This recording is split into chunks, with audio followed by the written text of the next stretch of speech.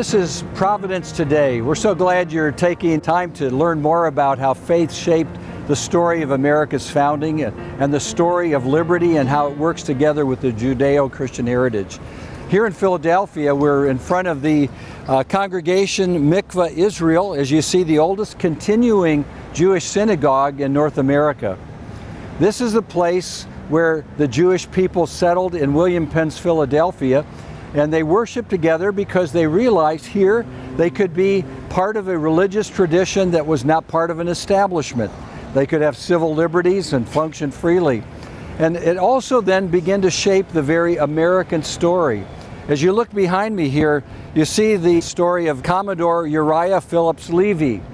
This gentleman was a member of this congregation, and he was very important in helping to shape the role of the Jewish people in military service. But his story goes on beyond that. He became very supportive of the leadership of a man named Thomas Jefferson. And at the end of Thomas Jefferson's life, his magnificent estate that he had built was falling apart. He was almost bankrupt. Imagine that, a former president, a founder, not able to survive. It was this man who bought Monticello and the man who preserved it for us to this day. He so loved the American story of freedom that he rescued that great building. Also, we have other stories of members of this church that were critical. There's a man named Haym Salomon. Haym Salomon was someone who had been persecuted in Europe. In the process of fleeing from country to country, he developed a great deal of international business knowledge and multiple foreign languages. He came to Philadelphia just at the time that the new country was being formed. And guess what America needed? A man who could speak various foreign languages and understood international currency exchange. This man was very significant then in shaping early American government. And so he also became someone who, by some of his loans, helped some of our founders from going bankrupt. Quite an amazing story. The Judeo-Christian connection in America is very rich. So I'm pleased to tell you about the George Washington and Israel book that we produced at the Providence Forum. It talks about Washington's understanding of Israel and the relationship with the Jewish people that are part of the American story. So I'd love for you to get this from providenceforum.org. You can find it online. But if you're excited about some of the things you're learning about faith and freedom in Philadelphia, please get our downloadable app. It tells us about the faith and freedom intersection here in Philadelphia.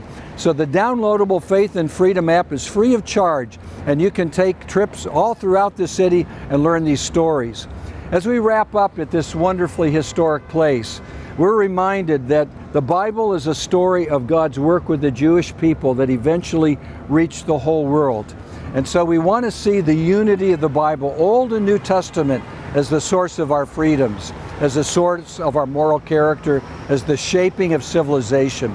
In this book I mentioned John Adams, who says the Jewish people have done more to shape civilization than any other people in the history of the world. And we can trace that right back to the Ten Commandments that teach us about the civil liberties. Now, as I finish my story, it's interesting that the Jewish people who came here for this liberty, they were not able to vote, even in William Penn's great experiment called Pennsylvania. When he set it up with his government, he said only Christians could lead in government. It's an amazing thing. It took the American Revolution to change that, to allow Jewish people to have the full rights of voting in Pennsylvania. And so we're grateful then for the Jewish legacy that helps to shape our freedoms in our country. Without that legacy, there would not be an America. So we're grateful that you're interested in faith and freedom.